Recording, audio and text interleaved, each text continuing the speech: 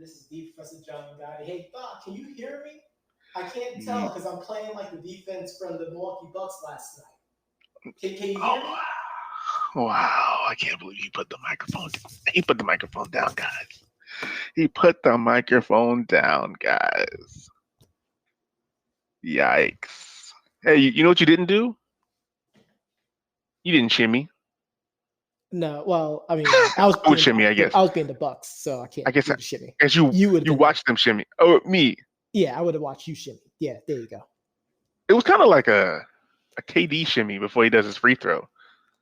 Yeah, yeah, it was definitely like a KD shimmy. There was some vibes of Mariano Rivera in there as well too. It's a shame that that's the I feel highlight. like I feel like that's the only one that people were looking at, but like The this was backboard, this was the really backboard really alley bad. oop was I thought was like everything. The I don't throw even think the I don't even the think that's it either. Of course those are highlights, so that's it why was a people are big really. highlight. Yeah.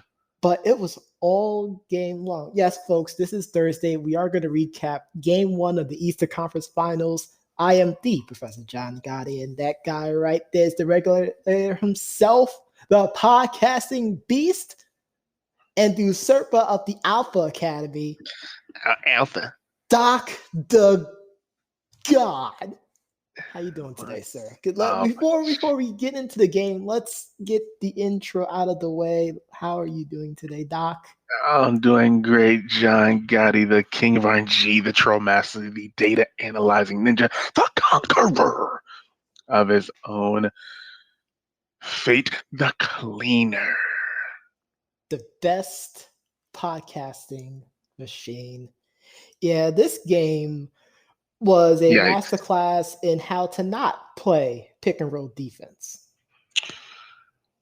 It, it's like I said, if the Bucks want to win, number one, listen, the Hawks didn't shoot that great, No, right? They didn't shoot that great, but the pick and roll was working. And I said this, if you control Capella and Collins, forget Trey Young.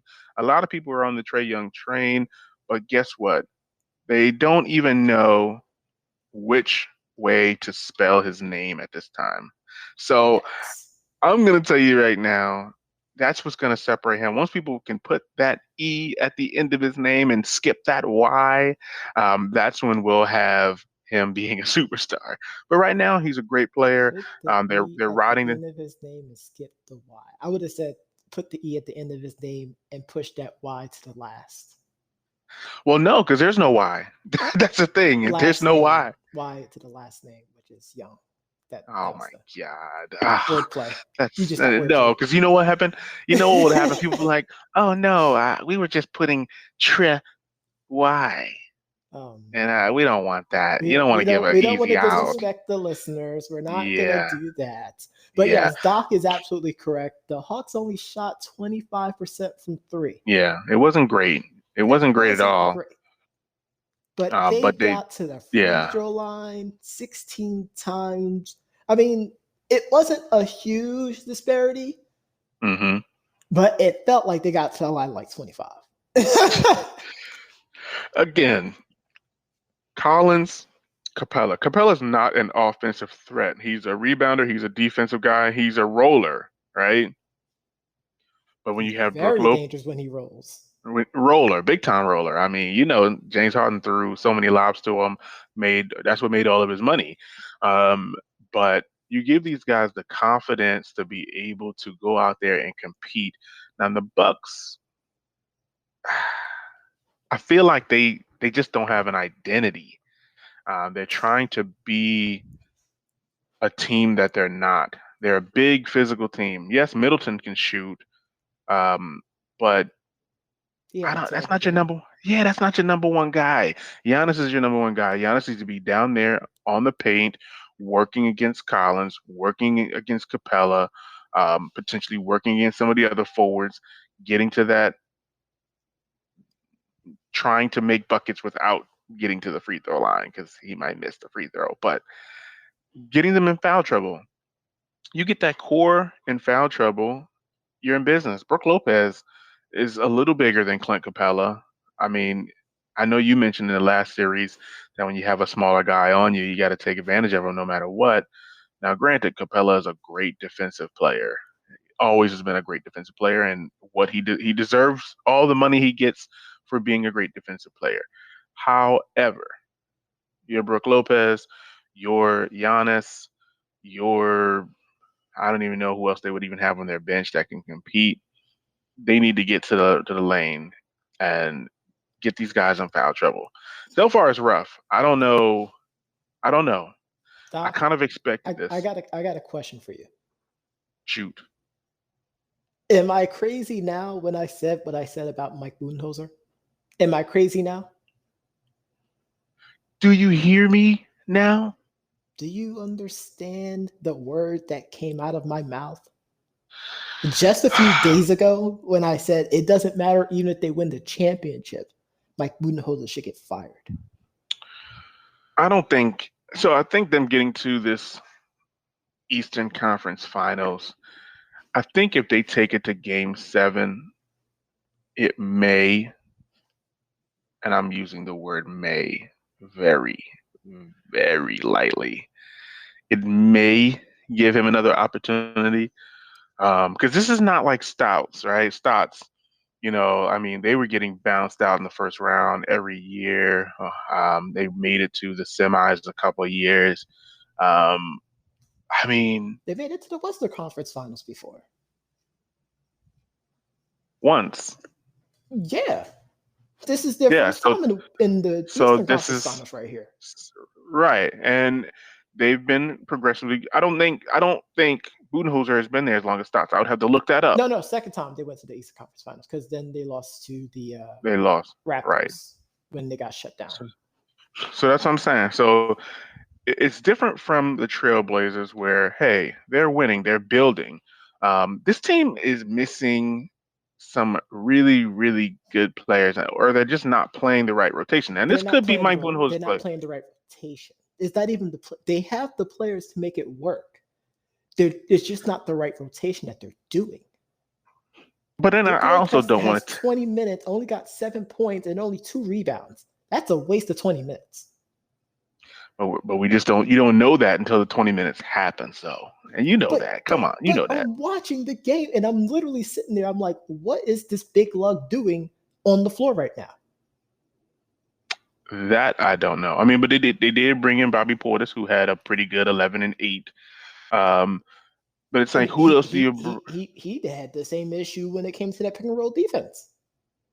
As much as we like Bobby Portis, he did the same thing Brooke Lopez did on the pick and roll. But he's not really a great pick and roll defender. That's why he's been bouncing around all these years. But who else do you put in? Everybody else, honestly, everybody else, mostly guards. I mean, honestly, you They might have have mostly to guards. you might have to go small with Giannis at the 5. Oh my God, Giannis at the Yep. 5, and I guess you go PJ Tucker at the 4. Mm-hmm. Then what do you do with your bench? You have to just Because I run think, with 6. wow, I don't know if this team can run with 6. That's the only problem. And then I mean, you're putting Mike Budenholzer in a, Mike D'Antoni-esque situation, which I hated running with 7. I hated it when we had really, really solid players on the bench that I knew could come in and contribute. But his 7-man rotation, it just And I understand that. The problem is if you have big guys who can take up space in the middle on the offensive side of the floor, and you're not utilizing that, nor imposing your will on the defensive side, it's not going to work. Like, I'm not going to say they're going to get swept, but it's going to be a very, very hard series for them to overcome. I agree. Quick breaking news here. We're going to get some breaking news right after we finish this segment. I just want to make sure I let you know that we are going to break some news here right on the show once we finish with this game and preview the next game. But I don't know what Milwaukee needs to You do. got to be kidding me. Wow. You just got it. No worries. We're gonna break. We're gonna talk about that. That's an interesting one, and we're gonna get that to the people and make sure we let them know. But what do you think Milwaukee needs to do? I know you just told them to go small potentially. They need to go. If that's the way they're going to play pick and roll defense, this is going to be over in 5. Yikes. because Trey's gonna be feasting. Well, I feel like he goes cold sometimes, And honestly. he does go cold. And then when Mhm. they finally decide to play defense with him, then he's passing it off to Kevin Herter, who's popping threes. Kevon. I'm not going there. Kevon. Kevon here John Collins had an there. incredible game. Well, yeah, once he caught that like I said, once he caught that alley oop off the backboard, I was like, you know what? They're gonna wind up getting that confidence boost. They Um, gotten that confidence boost since the Knicks series, since Spitgate. they're not. Oh They God, have not been Spigate, playing with a chip on their shoulder. not And I Spigate, waited until this moment to actually talk about this. I've been, Spigate. I mean, as far as like how it translated into them to this point right now, since Spitgate, Yikes! they have been playing with a certain air of confidence, a certain Mm-hmm. level of swag, Swag. and they feel like they could beat anyone. And they did that in the Philly series. So I'll say it like this. So the Knicks, I will say that I think after the spit, the Knicks just didn't have an answer.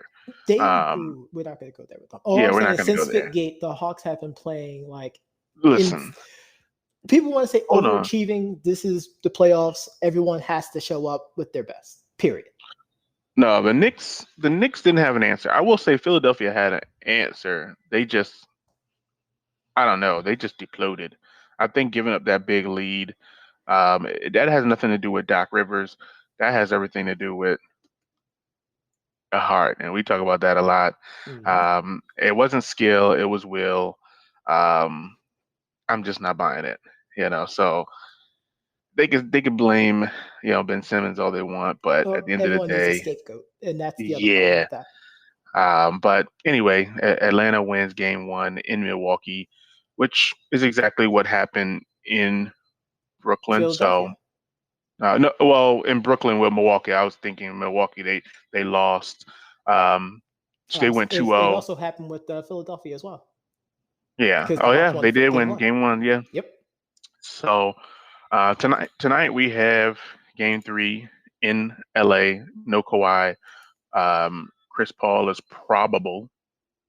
But I don't know. If the Clippers come out flat like they've been coming out, it's going to be a rough one. And there's no real travel concern because Arizona to LA, it's not So really a big for deal. those that don't see what I'm doing, I'm putting up a 3-0 for Doc because that's what's going to happen after tonight. Do you think it's over though? I'm not saying it's over. I did say I had Phoenix in Like, 6, you did say Phoenix in six. If they're but it's doing going to this be 3-0. without, so that alley oop finish, I think really hurt the Clippers because they know now that they're in a position where without Kawhi, I know they've come back once, but they came back with They Kawhi, came back twice right? So in these playoffs. They were down at this 0-2 point, it's every gonna be single rough. round. Every single round in these playoffs, they have been down 0-2. Can I tell you my preference though? I would prefer the Suns versus the Hawks in the finals. I know a lot of people don't find it to be sexy, but I'm not even going to speculate on what the finals is. I am no, no, focusing I'm just on. telling you what I would prefer. And I understand that. No, no, no, no, no. Don't understand it. Just say what you would prefer. What would you like to see? And don't give me any too competitive team crap. I'm not going to say that. I'm not going to PC you like you did throughout most of these playoffs, okay? Don't give me that crap. Honestly, I want Chris Paul to win that ring. You want I Chris don't Paul even to care who come out from the East. I feel like the Suns will beat them. gotcha. Suns. Yeah, that makes sense. That's a good one. I feel like the Suns and the Hawks would be entertaining. I feel like the Clippers are just. I mean, yes, they might be able to push it to 7, The but Clippers is the literal representation of resting on your laurels. yeah, and that's not gonna work. And it's kind of ugh, like, ugh. But I don't know. I have the Suns. Like, I agree with you. I think I have the Suns winning this game in LA as well. Um, I just feel like Tyronn Lue hasn't figured it out. I did like the substitution Bringing Zubac in to start. I like Zubac. I think he's a really good center, serviceable center, Yeah. somebody that can get the job done. I didn't like what Batum We're was not bringing. saying that he's gonna come in there and drop 20 Mm, points, but like he's going no, to disrupt what be able yeah, to do in the paint. exactly. He's a big body to put up against Aiton as well too. Like do Right. something. Don't I mean, sit I'm there and curious to just see. don't sit there and be a 3-point shooting team when you know you're not a 3-point shooting team. But I'm I'm curious to Prof, they see. were one of the top 3-point shooters in the regular season. You think I give a crap about the regular season?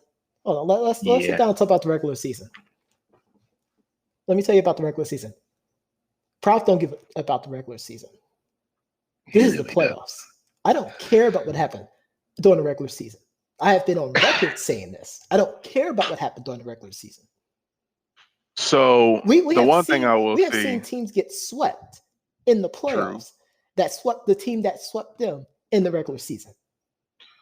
So the one thing I will say is I'm curious to see how the injury to Devin Booker's nose has any if that has any impact on him. Because when you hit your nose, eyes start watering, Yeah. and I am curious to see how that happens. But I have a feeling I don't that think it'll be as bad.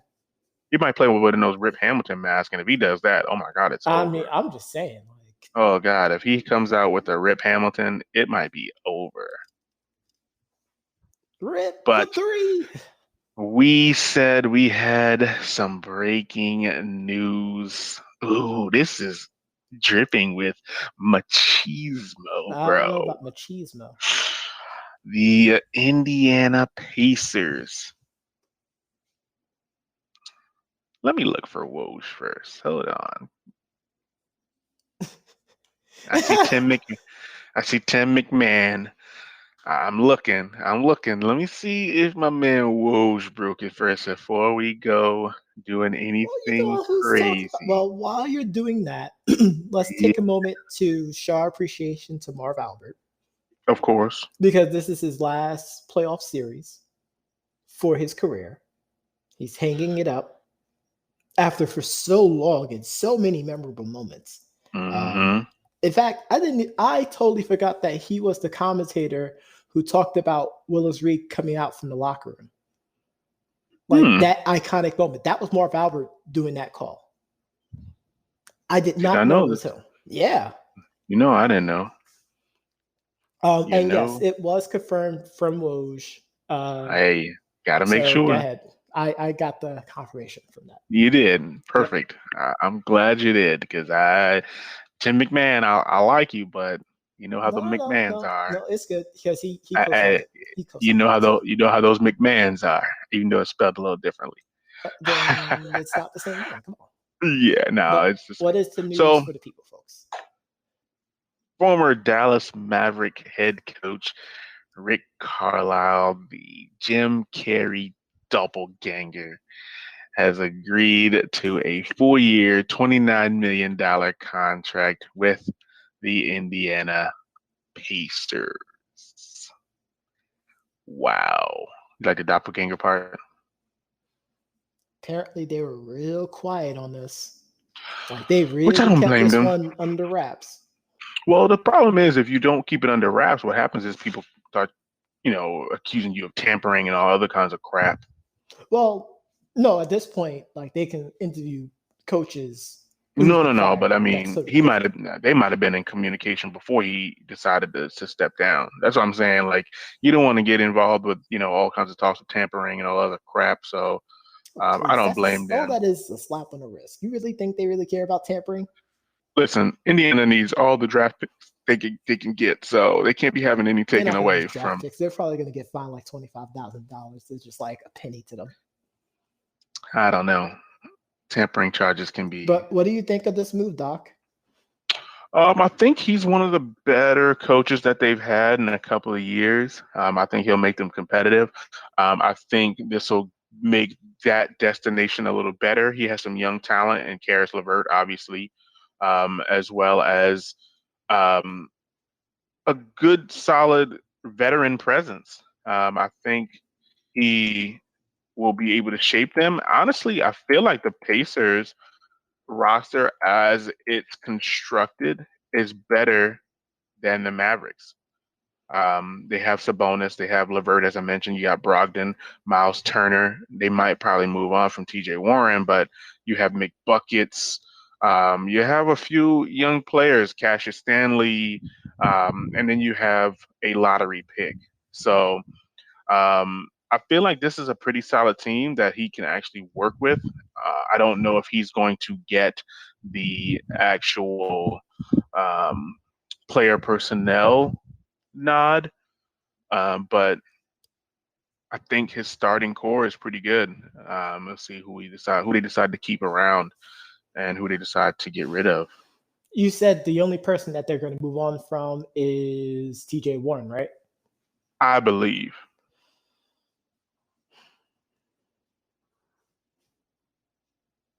Okay, I could see that. I was thinking maybe they probably would use Miles Turner as a trade bait, but I think Miles Turner would be to what he expected from Porzingis.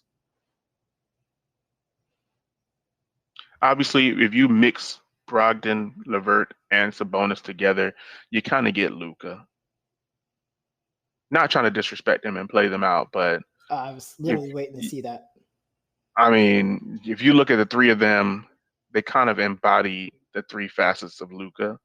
Neither one of them, I think, is better than Luca individually, but a mixture of two, maybe even three of them, you're going to get Luca. Miles Turner, I think he can give you a better output than Porzingis can, just because I don't know what Porzingis is doing. I can't even lie. So I just feel like this team is better constructed to compete. I just don't know if the coach that they previously had was able to do so. Because they have a really solid team. I think Brogdon is really good.